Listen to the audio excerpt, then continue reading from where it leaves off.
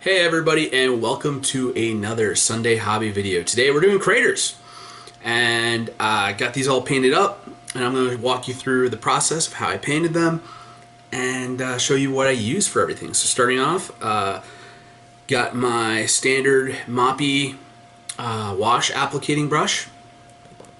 I got my big poofy makeup brush for dry brushing, and just to put on the base coats, I got a number 3 round. Basically, whenever I'm doing terrain, I like to use my bigger brushes to be able to put my applications of paint on. So these round brushes, a 5 and a 3, are definitely awesome. You can even go bigger if you want. Terrain is not as... It doesn't have to look as nice as the minis, so you can get away with like slopping on and doing bigger brushes. So terrain is actually definitely one of my favorite things to do because I can just be like, speed paint, let's do this. Alright, so what are we using for paint? I got some craft paint gunmetal, craft glow in the dark yellow, craft neon purple, some craft level burnt umber, and then we start getting into the good paints.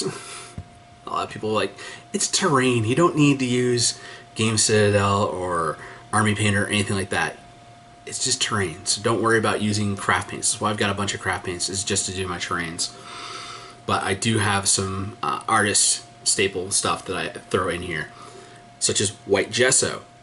This is my go-to white when I need to basically do terrain or dry brushing. So that's what I'm using this. This and this, dry brushing magic, but we'll show you that in a minute. For my wash, to get everything in the purple shade, got some shade, some Druchii Violet from Games Workshop, and the other Games Workshop paint I'm using is some Retributor Armor for the golds. So yeah, just dipping into my expensive stuff for the gesso and the wash and the gold, but using just cheap craft paint. If you wanted to, you could definitely take some dark purple craft paint, water it down, and make a purple wash. You don't have to use Game Citadel gold. You could get away with some craft paint gold. I just personally, I'm not using a ton of it. Just using it for a little bit, so I can actually get into my stash of high-end gold for this. So, first step that I've already done before I started filming all of this was I had given everything a zenithal highlight primer coat. It's basically spray it black, and then you just give it a dusting from above with white. Then I went over and did my purple shade on everything, and I let that dry fully before I started painting. So that's why you're seeing them here on the screen as they're fully zenithal and washed. Next step after that is I dug out the burnt umber and my number 3, and I just started taking it to everything that on here that's wood or leather. Gave that a good base coat on the boards and the sheath of the sword. I had a little wooden pipe sticking out of one of these, so I painted that down. So I got all my browns down. Next step after painting all of my browns is I went over all of my metals with the gunmetal. I've got each of these bases has a severed Space Marine arm that I've painted up as being kind of a Death Watch. It is a left arm chopped off of some Space Marine intercessors to give them some power fist. So the arm, the grating, some trims on the swords, and there's a spring that's in one of these bases. Bases, craters, but yeah, it's basically a giant base. Anyways, so all the gold, all the silver's done. Next step is I've got some Tyranid arms. They're in here. Each one of these has a Tyranid arm. Gene Stealer Rending Claw arm that I had in my bits box. Painted those all with purple. because all of my neon purple is my go-to skin color for Tyranids. Also had some hunks of stones that looked like hunks of flesh, so I gave them all a purple. So I had some pools of dried PVA, glue. So I hit each of those with neon yellows to make them look like Tyranid blood. Next step after that is picking out the gold bits on the sword, just to give that a little bit of extra definition.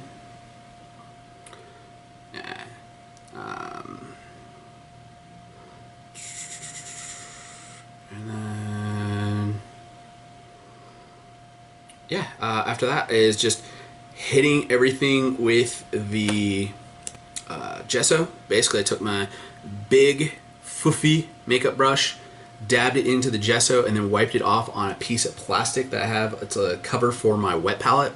Just really scrubbed that in there to make sure I got everything worked around, a lot of the paint off, and then I just started dusting everything that was supposed to be this snowy ground with the dry brush. Had to go back in, do some touch-up work, do some spots of the boards that needed a little bit more darkening up because I got a little bit too much snow on them.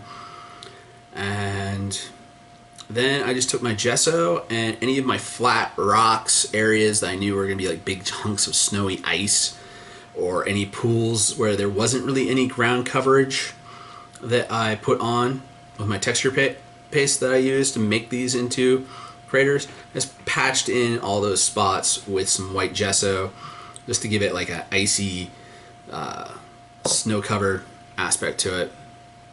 And yeah, that is basically how to paint craters in a nutshell. Pretty simple. Just for the basic thing is you're just going to need some texture mud mix. I use sawdust and PVA glue with a little bit of sand mixed in just to give you some variations. And you just kind of glob that in, make your crater shape, and let that dry. And these are on what size base are these on?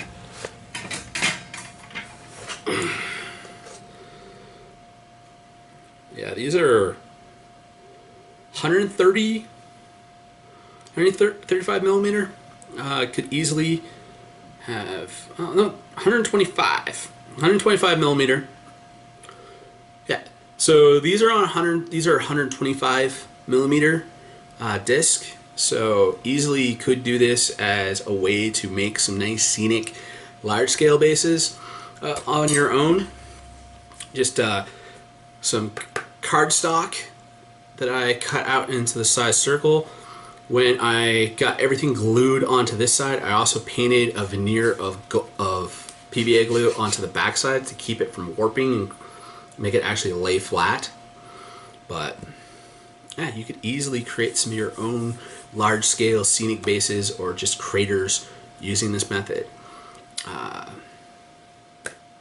just take some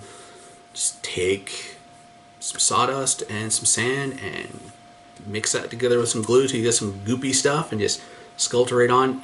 Some people like to use tinfoil and sculpting mold, or tinfoil just to build it up and hot glue that in place, and then put your sculpt mold or your texture paste or your air dry clay, whatever you're planning on using to make the crater shape, and do that. I think possibly if you want to see me actually build one of these on the channel, what I want you to do is I want you to smash that like button. So if this video gets a bunch of likes, I'll actually sit down and I'll go through the whole process of how to put one of these bases, craters, whatever you want to use it as, together. And yeah, we'll do that for another hobby video. I mean, I could always use more craters. I got 2 of these. I could use 2 more. So definitely you guys leave some likes. I'll make another set of these, show you the whole process of constructing and what you can do with some of the stuff in your bits box. So that's all for today. Thank you for watching. Don't forget to share, share if you like this, subscribe, hit the notification bell, do all those things that let YouTube know that we're doing a good job, and I'll see you back next Sunday with more hobby and work in progress. All right, peace.